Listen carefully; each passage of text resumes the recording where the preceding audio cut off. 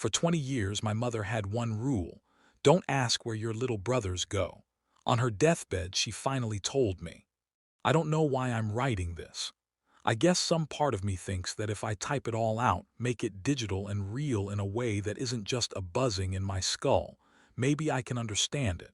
Or maybe it's just a confession, a warning, I don't know. The house is quiet now for the first time in my life. The only sound is the hum of the old refrigerator and the groan of the pipes when the heat kicks on. For 28 years, there was always another sound. The wheezing rasp of my mother's breathing, the constant wet cough that punctuated every conversation, and the low hiss of her oxygen tank. That sound was the soundtrack to my life. It's gone now. She's gone. And the silence is so much louder than the noise ever was. I live in the house I grew up in. A two-story box with peeling paint on a street of other peeling boxes. This whole town is peeling. It's a Rust Belt ghost, a place that industry built and then abandoned, leaving behind skeletons of factories and people with nowhere else to go. I work in one of the few factories still running, doing the same job my father did, stamping out metal parts for machines I'll never see. It's a mindless, deafening rhythm that eats 8, sometimes 10, hours of my day. It pays enough to keep the lights on and buy my mother's cartons of cigarettes, the very things that were killing her. My father left when I was a kid. That was the official story. A note on the kitchen table, a duffel bag gone from the closet. I don't remember him, not really. I have flashes, impressions. The scratch of a beard against my cheek, the smell of grease and cheap aftershave, a deep voice humming a tune I can't place. But he's a ghost. A hole in my life my mother papered over with flimsy stories. The thing is, we were never really alone. There were always the little brothers. They'd show up at night. Mom would come into my room, her hand on the shoulder of a skinny, nervous-looking kid, usually a few years younger than me at the time. They all had the same look. Scruffy hair, worn-out jeans, a wary hunger in their eyes. "This one's had it rough," she'd whisper, the smoke from her cigarette curling around her head like a halo of poison. "He ran away. No place to go. He can stay with us for a bit. You'll be his big brother, okay? Show him the ropes." And I would. For a week, maybe a little longer, I'd have a brother.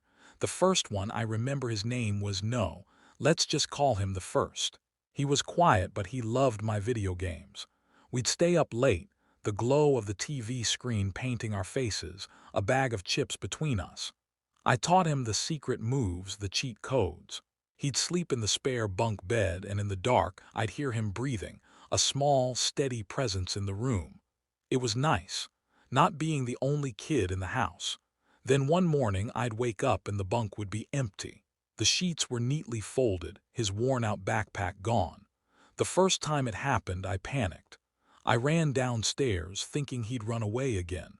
My mother was at the kitchen table, smoking, staring out at the gray morning. "Where is he?" I'd asked, my voice tight. She took a long drag, letting the smoke out in a slow, tired plume. "Your father came for him in the night," she'd say, not meeting my eyes. "He's going to help your father now. They have important work to do." I was 7. It made a strange kind of sense. My ghost father was a rescuer of lost boys. He'd take them away to a better place, a secret workshop where they'd do important man things. I was proud in a way. I was helping. I was the first step in their salvation. There were so many of them over the years. Maybe a dozen. The one who could draw incredible superhero comics on scrap paper. The one who was a genius at taking apart and fixing things. He got our toaster working again. The one who barely spoke but would follow me around like a shadow. Each time it was the same routine. A week of brotherhood, of sharing my small world. And then an empty bed in the morning and the same quiet, smoky explanation. As I got older, the story started to feel thin. By the time I was a teenager, I knew it was a lie. My dad wasn't coming back. He wasn't running a secret halfway house for runaways, but I never pushed it. Questioning my mother was like pushing on a wall that you knew was holding back a flood. There was a fragility to her, a deep, abiding terror behind the veil of smoke and cynicism. So I played along. I was the big brother for a week, and then I was alone again. The last little brother came when I was 16. By then, Mom's cough was worse. Her hands trembled. The kid was tougher than the others, more street smart. He asked a lot of questions. He wanted to know about the basement. "What's down there?" he asked one night, pointing at the door off the kitchen. "Just storage and a locked room," I said. "Junk." "What's in the locked room?" I froze. There was a room in the basement that was always locked. A heavy, solid wood door with a deadbolt. Mom always said the key was lost ages ago, that it was full of my grandfather's old chemical supplies from his hobby days. Too dangerous to open. "I don't know," I told him. "No one's been in there for years." He looked at me, a sharp, assessing glance. "Smells weird. I think the smell coming from this basement," he was right. A faint, cloying sweetness like rotting flowers and old meat sometimes drifted up from under the door. We just got used to it. The smell of an old house. 2 days later he was gone, and there were no more after him. The years passed. The town rusted a little more. I graduated, got the job at the factory. My life narrowed until it was just the factory, this house, and her. Her world shrank to the living room, then to the hospice bed they set up by the window. The lung cancer was a parasite, eating her from the inside out. As she got worse, her mind started to go. Not all the time, but in flashes. The carefully constructed walls of her reality began to crumble. The lie about my father and the little brothers was one of the first things to show cracks. One night, I was changing her oxygen tank, and she grabbed my arm. Her grip was surprisingly strong, her eyes wide with a terror that was more than just fear of dying. It was something ancient, something she'd lived with for decades. "You can't let him go hungry," she rasped, her voice a dry crackle. "Promise me, when I'm gone, you can't let him starve." "Who, Mom?" I asked gently, assuming she was confused. "There's no one else here." "Him," she hissed, her eyes darting towards the floor, towards the basement. "He's been so patient, he gets so hungry." I told the hospice nurse about it. She nodded sympathetically. "It's common," she said. "Terminal lucidity, paranoia, dementia. Her brain is protecting itself by creating narratives." But it felt like more than that. It felt like a truth she'd been holding back for so long was finally boiling to the surface, too hot for the cracked pot of her mind to contain. Driven by a need I couldn't name, I started searching the house. I needed an anchor, a piece of the real past to hold onto. I went into the hall closet, a place of dusty relics and forgotten things, and pulled out the old photo albums. I sat on the floor, the plastic-covered pages crinkling as I opened them. There we were, me as a baby. My mother young and smiling without the deep lines of pain etched around her mouth. And my father, or where my father should have been. In every single photograph his face was gone. Not just crossed out with a marker, but meticulously, violently, scratched away. A tiny, circular violence had been done to each picture, the emulsion scraped down to the white paper beneath, leaving a featureless, horrifying blank where a man's face should be. My blood went cold. This was a secret deliberately kept. Deeper in the closet, tucked under a pile of old blankets, I found a shoebox. It was heavy. Inside, it was full of newspaper clippings. Yellowed and brittle, they were all from neighboring towns, spanning a period of about 10 years. Each one was a small article about a missing child, a 10-year-old who vanished from a playground, a 12-year-old who ran away from a group home and was never seen again, a 9-year-old who disappeared on his way home from school. I started laying them out on the floor, my hands shaking. The dates. They lined up roughly with the memories I had. A clipping from the spring I was 10, when I had the little brother who loved to draw. Another from the fall I was 12, when the kid who fixed the toaster stayed with us. It was a mosaic of stolen children, and their faces, printed in grainy black and white, looked so much like the boys I remembered. Scruffy, wary, lost. I had to know. I took one of the clippings and went to her bedside. She was awake, her breathing shallow. The air was thick with the smell of sickness and menthol. I knelt down beside her, holding out the yellowed piece of paper. The photo was of a smiling boy with a gap in his teeth. "Mom," I whispered, my voice thick.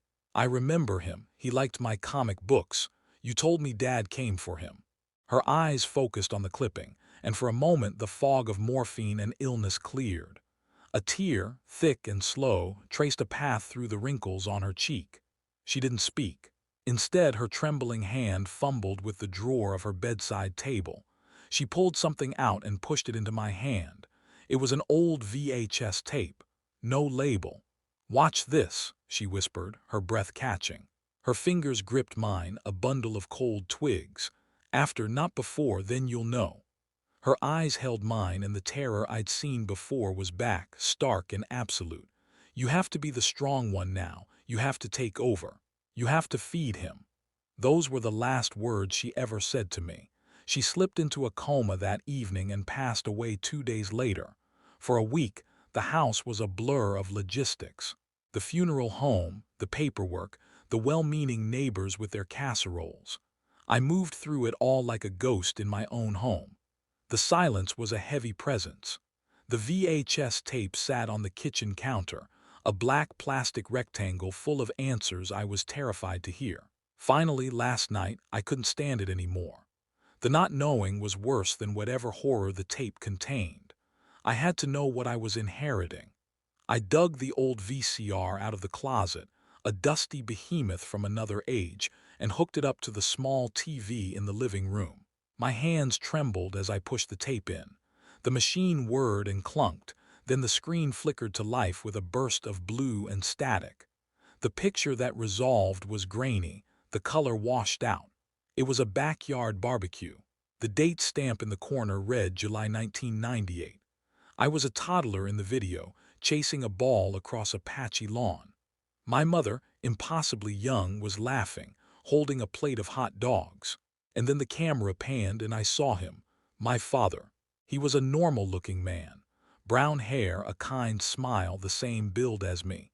He was grilling, flipping burgers with a spatula, but something was off. Every few seconds he'd reach back and scratch his shoulder blade, an awkward, pained motion. He'd wince, then force a smile when he saw the camera on him. The scene cut. Now it was indoors, a few weeks later according to the date stamp. My father was standing shirtless in the bathroom, his back to the camera, which must have been hidden. On his right shoulder blade was a growth. It wasn't a mole or a tumor, not like anything I'd ever seen. It was dark, almost purple, and had a strange, convoluted texture, like a piece of coral or wrinkled bark. Even in the poor resolution of the video, I could see a faint, rhythmic pulsation to it. Cut again. The growth was larger now, the size of a fist.